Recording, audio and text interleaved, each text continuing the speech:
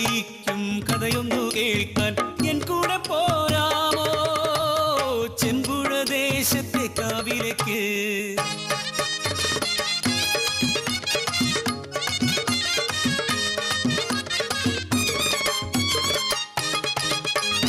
അന്തിമാനം ചായം പൂശണ ചെമ്പുഴ കാവിൽ ആരോ കത്തിച്ച വിളക്കുകളേ ചൊല്ലു ആ കരലാട്ടത്തിൻ സാക്ഷിമൊഴി.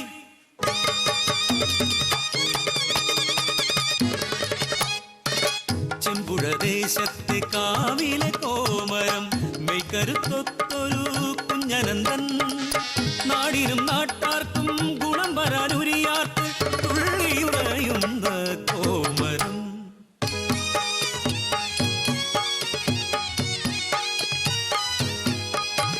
കോമരത്തച്ഛനും പത്നിയാം താലൂനും ആഴിമാതാവ് കൊടുത്തൊരുണ്ണി 3-ാം വയസ്സിൽ മുടിയിറക്കി 7-ാം വയസ്സിൽ എഴുത്തിനാക്കി ഉണ്ണിയെ കണ്ണായി വളർത്തിയവർ.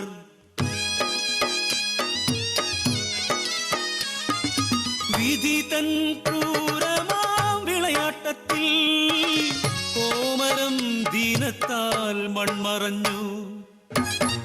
നാട്ടാചാരവും ക്ഷേത്രാചാരവും കാക്കാൻ ഉണ്ണിയെ ചെമ്പുഴക്കാവിലെ കോമരമാക്കാൻ തമ്പ്രാന്റെ കുറിമാനമെത്തി.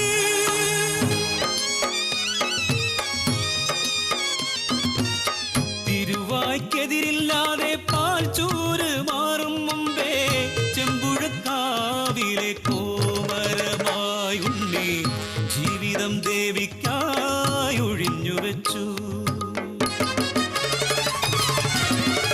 ചെമ്പുഴക്കാവിലെ കാര്യക്കാരൻ ചതിയനിൽ ചതിയനാം കണ്ടൻ നായർ കോമരത്തച്ഛന്റെ പത്നിയെ കണ്ട് ഉള്ളിൽ മോഹമുദിച്ച നായർ ഒരു നാൾ കാവിന്റെ ഇടവഴിയോരത്ത് താലൂന്റെ കയ്യിൽ പിടിച്ചു നായർ. മുഖമട ചാട്ടിത്തിരിഞ്ഞു നടന്നവൾ നായരോ അടിയേറ്റ മൂർഖനായി. ചെമ്പുഴക്കാവിൽ കളിയാട്ട കാലമായി നാടിനും നാട്ടാർക്കും ഉത്സവമായി.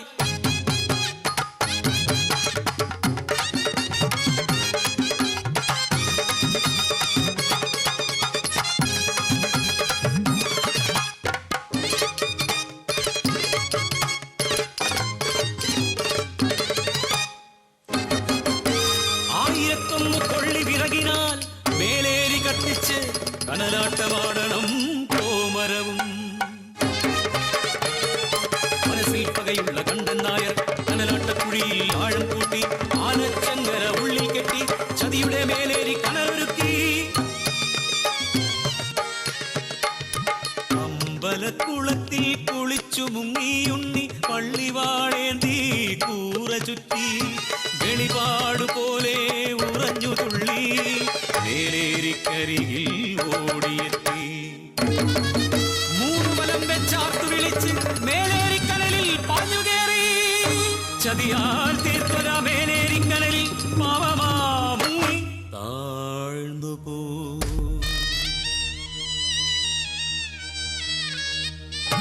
കഥയറിയാതെ കാര്യമറിയാതെ നാടും നാട്ടാരും നോക്കി നിൽക്കേ ഒരു സൂര്യകോളമായി ഉയർന്നു വന്നു മറ്റൊരു കനൽ കട്ട പോലെയുണ്ണി.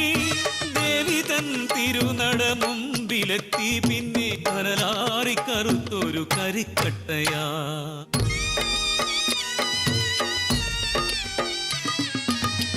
ചെമ്പുഴക്കാവിൽ കളിയാട്ടമാകുമ്പോ അഗ്നിവിശ്വാസത്തിൻ കനലാടുമ്പോ ആ കൊടും ചതിയുടെ